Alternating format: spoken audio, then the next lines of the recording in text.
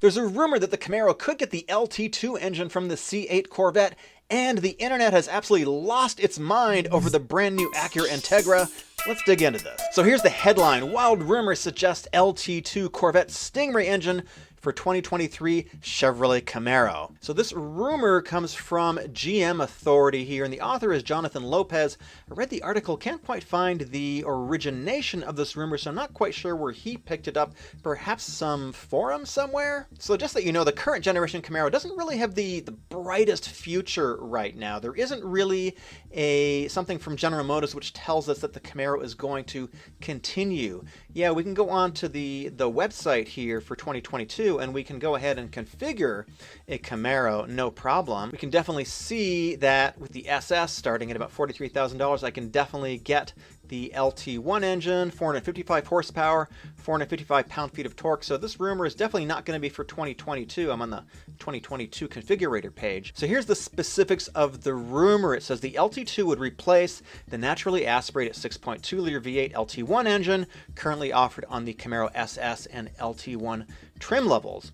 Output is rated at 455 like we just talked about, whereas the LT2, which is in the C8 Corvette, is 490 horsepower and 465 pound-feet of torque. So we're talking about a relatively small amount of power increase and really only 10 more pound-feet of torque. Now, the LT2 does rev a little bit better. I think you're getting the maximum, I think it revs to 6,400 RPM, and that's where you're getting the maximum power as opposed to, I think, 6,000 where you're getting the maximum power out of the LT1. So it would rev a little better. It would be a little bit more fun. And if you're new here and you're not subscribed, please go ahead and do that. Hit that notification bell. I'm bringing you interesting news and reviews several times per week. So there's some pros and some cons, or what do you want to call it, maybe some why this might happen and why this might not happen kind of analysis here. So they're saying that the 2022 Camaro with the LT1 engine has an emissions rating of LEV 160 in California,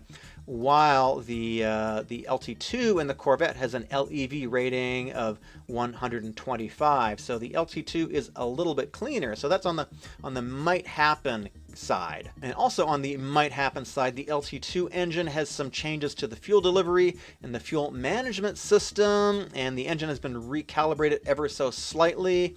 So those are some positive things. Maybe, perhaps maybe Chevy is trying to revitalize interest in the Camaro and is going to give it the LT2 engine as a big send-off for the last model year. Perhaps that is a justification for upgrading the engine, maybe the last 2 model years. I think right now the rumor sort of is 2024 might be the last year for the Camaro, so maybe they're going to give it a big send-off. So here's a couple things to think about, though, as to why it might not happen. And the internet is always crazy with comments. Just check out the whole Acura Integra thing right now. But the LT2 engine is only made it to 1 transmission right now, and that is the dual clutch 7-speed Tremec unit that is in the C8 Corvette. That's the only transmission right now, and it's certified and rated for that transmission. And it's not just a matter of like slapping an engine on a transmission and there you go.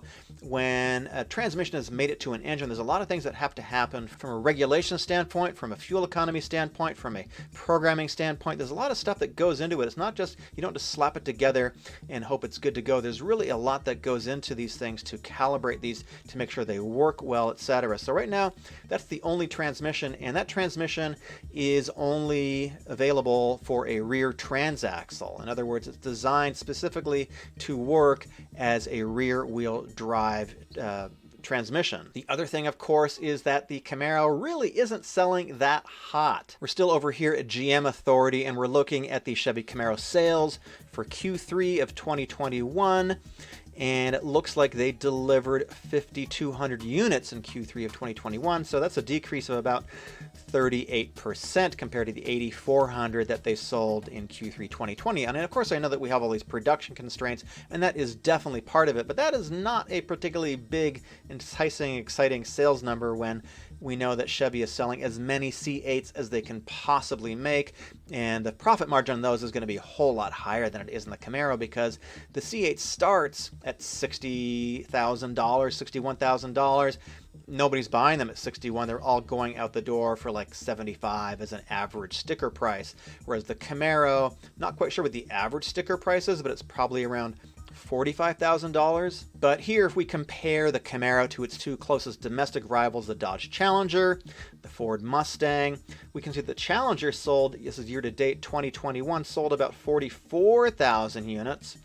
The Mustang sold about 41,000 units. The Challenger is actually ahead right now. I think it has been for a little bit.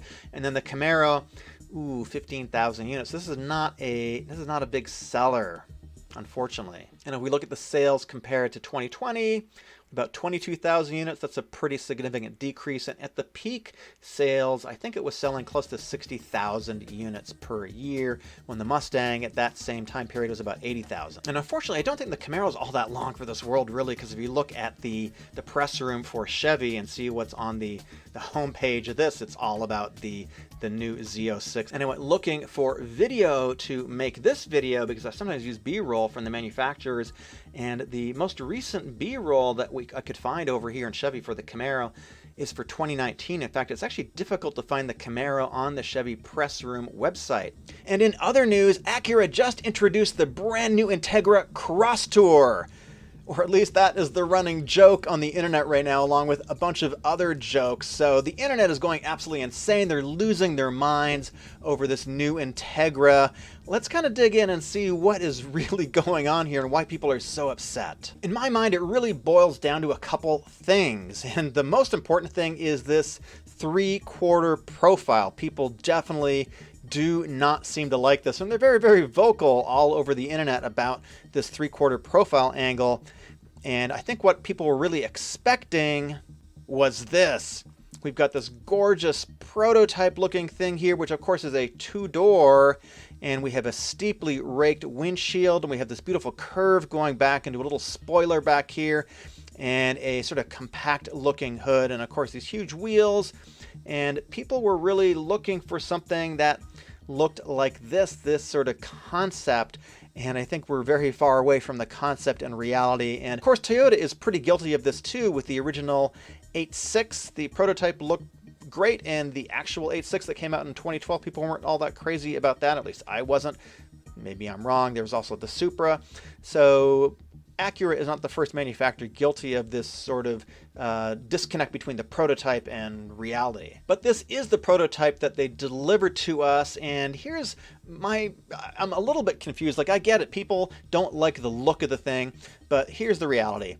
$30,000. That's the entry point. That is only a couple grand more, about $2,000 more roughly than the Civic Si, which starts at $28,300, I think, something like that. It's going to have the powertrain from the Civic Si, which is the 1.5 liter, boosted up to about 200 horsepower or so, something like that, and a manual transmission. Everybody bitches and complains and moans about not getting a manual transmission. Well, here we're going to get a manual transmission and the CVT option too, so you've actually got options.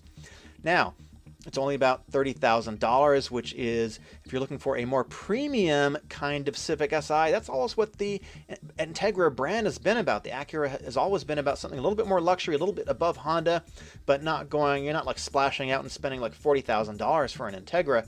30 grand is a pretty reasonable price point. And of course, you got to remember that Honda doesn't have a 3-door model anymore. That ended with the last generation of the Civic, so they don't really have a 2-door hatch anymore that they can use as the basis for this. And they have harmonized the nose, so it really looks a lot like the other Acura products, and maybe they should have called it the ILX. People would not have been too upset. They would have said, oh, the new ILX, this is looking pretty cool. But there's a lot of discussion about perhaps they're trying to recapture a name from the past. They're trying to sort of revitalize the 90s. But really, I think it's all about nostalgia and the cars from the past, the simple cars from the 90s. For example, the Acura Integra GSR, this 92-93, which is an amazing example in this blue. When people think about the Integra, I think they really think about the Integras that we got in North America, the second and third generation in the early 90s and the mid to late 90s. Like I say, this is the beautiful blue example of a 92 to 93 GSR.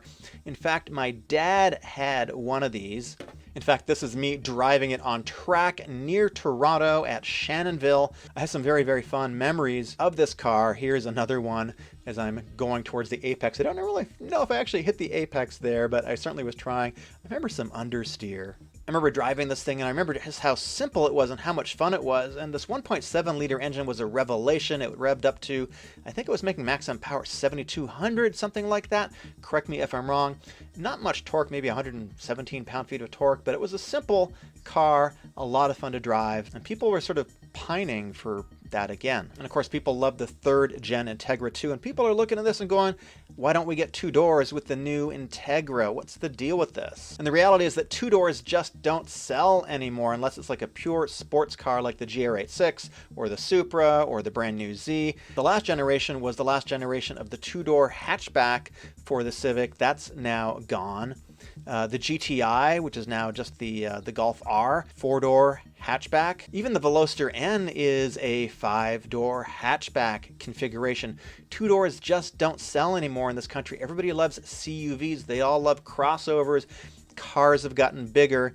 At least they're offering a manual transmission with this, but the reality is a 2-door is not going to sell, and they're just not going to bring it back from the last generation. And let me know your thoughts on the new Integra down below, and also this whole crazy Camaro rumor. My name is Eric. Please subscribe if you haven't already. Thanks for watching.